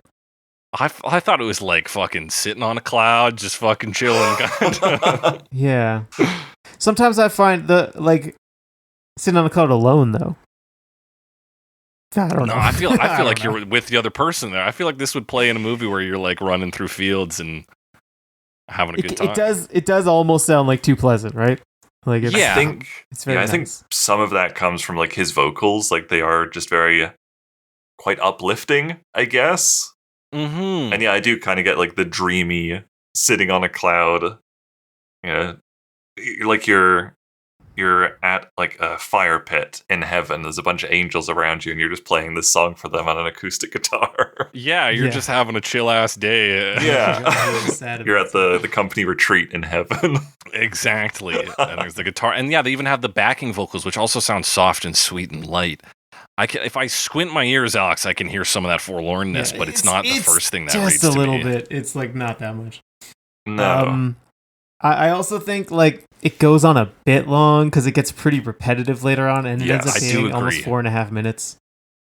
Yeah. So if you like, kept this as I can tight have, as like, the a original, solo or cut it like something like that. Yeah, like it's almost 2 minutes longer than the original. Mhm. Like, yeah, I think I know it's slowed down, but I feel they could have cut at least a minute off this one. yeah, it's just like, I don't know, shave some of the violin solo, which I don't think you need to. It just like cut off some of the outro stuff. It's when a song is just verse, refrain, verse, refrain, verse, refrain, it's you got room to chop it off. Like, Yeah. Yeah, I said it doesn't add anything to make it longer. It's just slower. And I feel like they could have done something about that. Yeah, it does feel that way. And there's no like, because once it's the mandolin and the violin, there's not anything else that comes in. It's not besides vocals. So they're not layering shit either. So it's not like it's dynamic or anything. It's kind of the same start to finish. Yeah. Yeah. But yeah, pretty solid delivery overall. Just, shorten it up and you'd have a pretty good hit here. Yeah, like it sounds nice. It sounds good. Mm-hmm. Yeah. Just a bit of a mismatch, I guess. Yeah, I think so. I think just maybe another take at it, you'd have something. But you know who's got something here is Taylor J in 2012.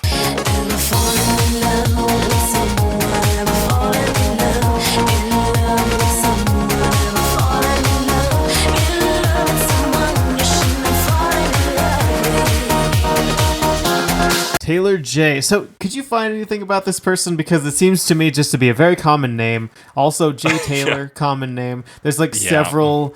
I found a Taylor J on Facebook who just like has pictures of himself with a guitar, but that's not this type of music. Like, I don't know who this is. Yeah, I got no idea.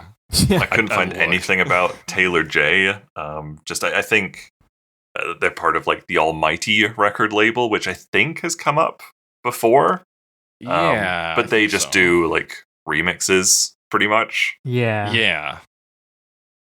But yeah, I couldn't find anything on this person specifically. That's what this seems to be. This is, definitely a remix. It's Ever Fallen in Love, but a little dancey. Not quite as video gamey as Anorak, but there's a little video game in there. A little bit. Just in that it's like heavy synths, and like you get that like really heavy like rhythm under there. Yeah, kind of that heavy rhythm that you're like, okay, we could be doing some kind of fight to this. Yeah, the downbeat is like so heavily accented. Mm-hmm. And you just get like synths, you know, that kind of stuff. And, you know, filter sweeps kind of thing over the chorus. You open up the filter. Yeah. Yeah. A kind of like choppy rhythm synth. This. Yeah, so all that kind. There's even a distorted guitar later on, but it really just sounds like, you know, quite danceable. Like it's very. I was shocked when a guitar danceable. came in. I was like, what the hell? Because it's pretty late too. It is late on because they just before the 3-minute mark they like change the song, or they have other lyrics in. I should say. I don't know if it's actually a different song because I didn't recognize it. At which point is that the song changes? 2:55. 2:55. They just like Well, slightly they say, changed "My the lyrics. baby Right? ever." I thought maybe that was quoting another song, but now that I listen to it again, it probably isn't. Yeah, That's what I thought it was going to be. Yeah. I was like, oh yeah, they're referencing something, and then I was like, oh no, it is just kind of the same thing that Fine Young Cannibals did, which is just like rewording it ever so Yeah. slightly. Yeah, a little. But yeah, I did And think the adding same a thing as baby you. I in was there. like, yeah, this is going to be a different song for a moment. So yeah, I mean, they've got the intensity. They got the intensity. They got some vocals going. It is just like intense to dance to music. It's one of those kind of like nostalgia hits, maybe. Maybe. I do find it's funny that like this version's called the radio edit, and I think it's still like the second longest version we have. Yeah, 350. Yeah, it's long. And again, It is they very probably should long. have chopped some out of this one. Yeah, it's but again, like for a dance one, like the full version is like 6.5 minutes. Oh my god. But yeah, I guess like listening to it as we have been isn't really the aim for these dance remixes. It's just kind of something that's on while people are dancing, so they don't really have to worry about repeating stuff too much. Exactly. You go insane if you listen to this critically because you're like, we're doing the same thing again, but like Yeah. it's not for you to sit down and take notes to. It is for you to be dancing to. Yeah. Yeah. So yeah, I guess that's not really a fair criticism of this one, that it could be shorter. Yeah, I think It's kind of what you overall, get with dance. it brings a kind of like dance Lady Gaga kind of club vibe to it. Yeah. It's where it's like she does songs that are like dance songs, but it's also like, Bad Romance, or, you know, she's got songs that are basically this, but more professionally done. Right. So this isn't outside the realm of possibility. We're not breaking new ground with Taylor J here. Whoever that person is. Whoever they may be in one of the 3 categories we have in our final verdicts today, which are the worst version, the best version, and the version most likely to be played in the Potion Factory in the hit film Shrek 2. Ooh, that's gonna be tough. Just as diegetic music, you know? Okay. John, you are our guest today. Which one of these is the worst version? I mean, my notes tell me it's the worst version. One of my notes for this version is literally just noise, and that is the Anorak version for me. I think Too chaotic. I think that's fair in terms of like comparing Anorak to Taylor J, who are probably the closest in terms of what they're doing. It's like Taylor J I can recognize more than Anorak. Yes, and you could also hear that version, whereas I feel like the Anorak version, it does get overpowering sometimes, and you're just hearing pew pew pew pews, and you're like, where's the vocals gone? Yeah, Where are like, the what am lasers I- coming from? What Yeah. does this add to the song? Yeah, Mhm. I can see that. Alex, what's your thoughts and feelings? Worst version, eh? Yeah, Alex. What is my worst version? I didn't really like Taylor J. I think Taylor J is my worst version. Is it my worst version? Yeah, I'm gonna say it is. That's It's fair. just I don't know. It didn't like click much for me.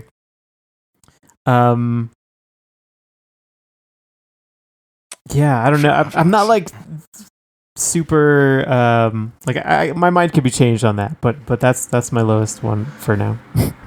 Okay. Have you heard the Anorak version?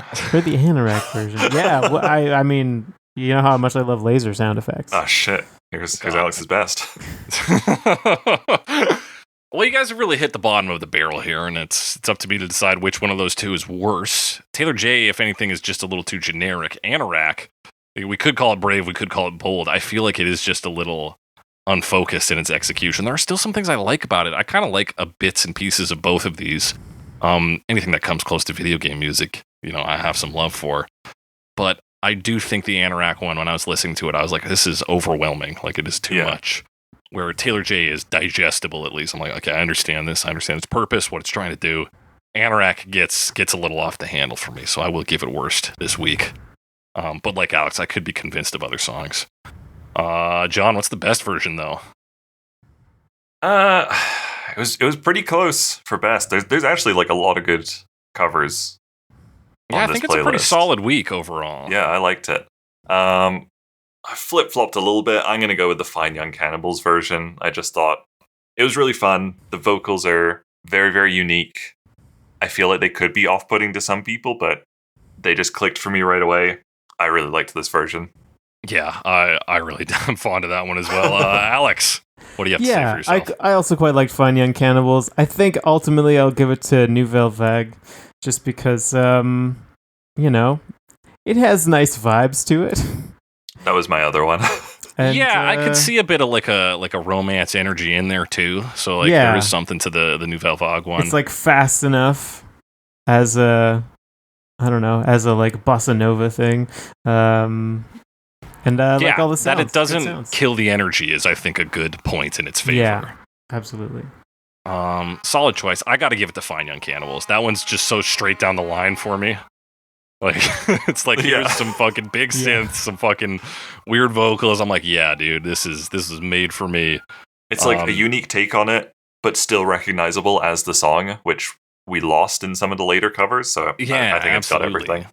Yeah, it captures the spirit of the original in a new way that is still a little danceable too. So it's like it's kind of hitting on all these grounds. But that leaves Potion Factory music. Which one are they using to keep the workers in line here, keep them going through the day, John? What's playing at the old Shrek 2 Fairy Godmother Potion Factory TM? Okay. This is a very tricky category. I mean, the obvious answer is Pete Yorn, right? I mean, yes, but I don't want to do the obvious one, because that literally plays in the Potion Factory. But does it? Diegetically? No, I don't think so. I'm going to go for the Nouvelle Vague version. Okay, It's It's kind of like the chiller version, so like it's kind of like music. It might be like background music playing, but then you've also got those deep bass drum hits that really just like throw all the workers off, keep them on their toes, you know? Oh, keep them alert. Exactly.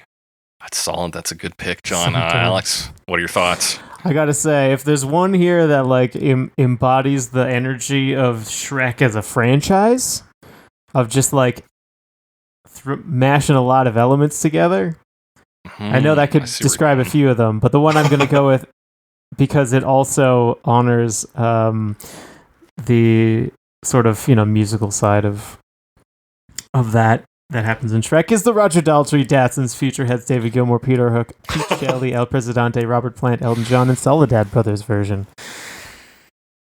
Because I didn't think you were going in that direction, but yeah. Because there's just so much stuff in there, and like I feel like Mike Myers would approve of all of those artists. So, and you know what, a real crowd pleaser. There's something in there for everyone. Yeah, there's something for everyone. It's a real 4-quadrant movie. I mean, song. Yeah, 4-quadrant song. So many quadrants they cover. They're hitting all the quadrants. Yeah, however many that is. So that's what I'm going to go with. That's a great choice, Alex. I thought you were going to say Anorak for sure. I'm going to go with kind of, I'm thinking this is post the break-in. People need to calm down. They're stressed. And there's something a bit hypnotic about it. It's not going to wake them up, but it's going to keep them in a kind of trance where they're working the conveyor belts and shit. It's got to be the Bad Shepherds. Yeah, it's hypnotic. You're right. Yeah, there's not a lot of change-ups. You could play it on loop and you wouldn't even realize like half an hour has passed. True. Can tell when it ends and starts. Exactly. It would just be just the background hum, and you're just like, perfect. Okay, I'm at work. I'm calm. I'm filling up bottles today. Sure do like mandolins. love a fucking mandolin. Yeah, digestible instruments for Renaissance times people too. Yeah, yeah, they're used to it. They don't need laser beams. That's it. Exactly. So that's our final verdicts, folks. If you got different opinions, similar opinions, want to talk to us about a version we didn't talk about, hit us up on the app, formerly known as Twitter, #CoverMePod, @SnakeyMe, @some Alex Wise Guy, @Sir Jon Snow. Are you still on Twitter, John? Yeah. I guess, yeah, you do still talk to us on Twitter. You're the only one who does. I don't even. Is that still the best way? I think so. I haven't thought of a better way to do it. Okay, yeah, I mean, yeah, Twitter's okay. Twitter's all right. Yeah, I'm on there occasionally. Excellent. So talk to us there. You can also email us at covermepod@gmail.com. Send us comments, questions, concerns, suggestions for future episodes. Be sure to rate and review us. We're on all the platforms. Pick a podcasting platform. We're there. Podurama, Podbean, Pocket Casts, Apple Podcasts, Spotify, Amazon Podcasts. We're on all those. And, tell your friends, family, neighbors, loved ones about us. What you can really do this week to get the word out there is stitch the name of this podcast into your school uniform. If you're at school and have a uniform. Very limited group here. Very limited group. Or, any piece of clothing, something fancy, just right above your little pocket there, stitch it in, Cover Me Podcast. And people say, hey, what's that? You'd be like, you got to check this out. And you know what I'm going to say? If you can do it, if you're a master stitcher, stitch a QR code so they can just scan your shirt. Whoa. Somebody I wanna gotta be see able that. to do it. I do want to see that. John, you want to plug your things, plug your plugs? Where can people find you? You can mostly find me on YouTube, Noiseberry Games. If you go to noiseberrygames.com, it'll just take you to the YouTube channel. I never set up a actual website because that's way too much work. So just direct to the YouTube channel. I started uploading TikToks again, Noiseberry Games on TikTok, just like little funny clips from videos. Same on Give 'em a little Instagram, taste. also Yeah. Noiseberry Games on Instagram. Just That's Noiseberry good. Games on things. Consistent brand. You Google Noiseberry Games, it's going to come up. You're going to find the links in the episode description as well, so be sure to go there. Follow them on all the platforms. Give them that little boost. And we're about to give this episode a little boost with a bonus segment. Whoa. This is called a Far, Far Away Idol Quiz. Oh my Great god. name. Uh-oh. So famously, the Shrek 2 bonus feature on the DVD, and I think maybe a post-credits scene or a pre-credits scene, post-ending pre-credits or mid-credits, who It's in knows, there. is a very timely parody of American Idol, featuring the actual Simon Cowell as a judge. And it's, of course, in the style of the previous Shrek in the Swamp karaoke dance party from the first movie, where, for whatever reason, a bunch of characters from the film decide to sing songs. So, I'm going to tell you some of the songs they sang in this segment, Far, Far Away Idol, and you have to tell me who sang the song. I'll give you 4 options for each song. I have watched this so many times. Wow, I don't remember this very well. I had a feeling. Alex is a big Shrek in the Swamp karaoke dance party fan, so... See, I wouldn't know that very well, but I know this pretty well, I think. I didn't know it as well as I thought I did, but that's a future issue. That's a future issue, man. That's future problems. Yep. I will say some of these, pretty easy to guess. Yeah. Like Shrek in the Swamp karaoke dance party, a little tougher at times. This one, it's like, okay, yeah, who does this one? All right. We'll see here, though. So, Let's see. let's start it up. The first song is Disco Inferno by the Tramps. Is it sung by A, Donkey, B, the Big Bad Wolf, C, Fairy Godmother, or D, Doris, the Ugly Stepsister? The song is Disco Inferno. Your choices are Donkey, the Big Bad Wolf, Fairy Godmother, or Doris, the Ugly Stepsister. I'm going to say the Big Bad Wolf. Okay. I actually do not remember this as well as I thought I did. I'm going to say Donkey. All right. John, lucky guess. You're up on the board with 1 point. That is Donkey opening us up. Disco Inferno by the Tramps. This time actually sung by Eddie Murphy. Right, he was Famously in actually Shrek in the Swamp karaoke dance party, he is not present. They had a voice fill in for him. Oh. Number 2, Mr. Roboto by Styx. Is that The Gingerbread Man, Lord Farquaad, Pinocchio, or King Harold? The song is Mr. Roboto. I'm going to say Pinocchio. I'm pretty sure it's Pinocchio. Yeah, I couldn't, obviously, it's Pinocchio. All right, so John's at 2, Alex is at 1. Number 3, Girls Just Want to Have Fun by Cyndi Lauper. Is this sang by Fiona, Doris, the Ugly Stepsister, the Fairy Godmother, or the Fast Food Clerk? Fast food. God, God, that's a tough one. It's probably Fiona, but I'm going to say Ugly Stepsister. I think it is the Ugly Stepsister. That's a point for each of you. Oh, there 3 you to go. 2 for John here. That is Doris, the Ugly Stepsister, singing Girls Just Want to Have Fun. Number 4, Hungry Like the Wolf, Duran Duran. Is this sung by the 3 pigs in the Big Bad Wolf, the Dragon, Donkey, or Puss in Boots? You know, I have an inkling that it might be the 3 pigs and the Big Bad Wolf. I believe it's the 3 pigs and the Big Bad Wolf. That is correct. You're both up another point. It's 4 to 3 for John.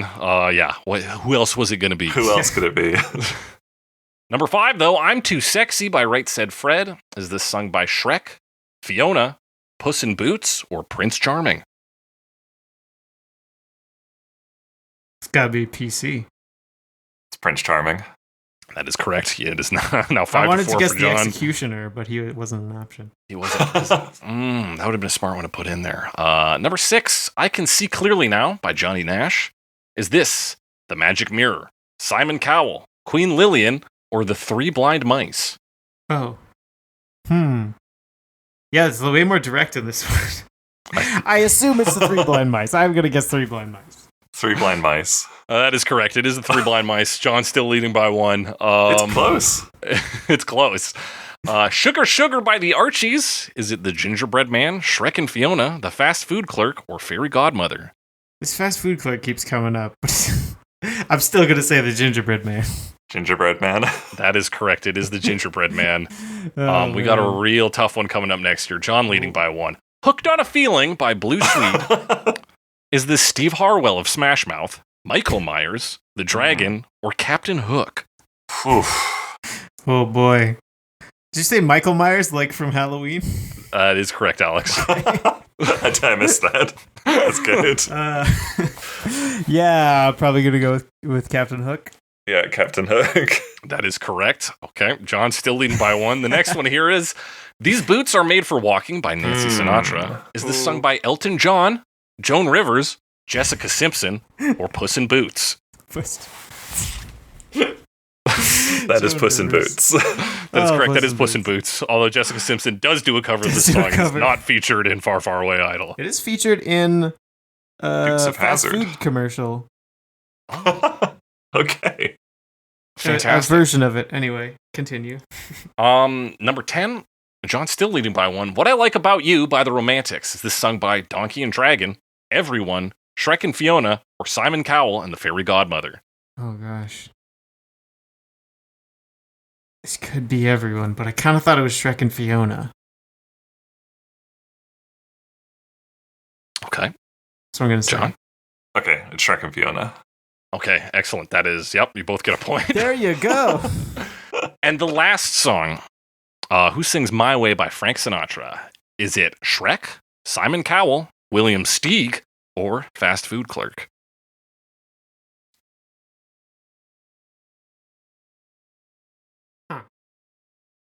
This one has stumped Alex. Was Shrek the first option? Yeah, Shrek, Simon Cowell, William Steig, or Fast Food Clerk. Who? William Steig is, of course, the author of the hit children's book Shrek. Shrek. Of course, I should have known. Shrek? No, I think it was Simon Cowell. that is correct.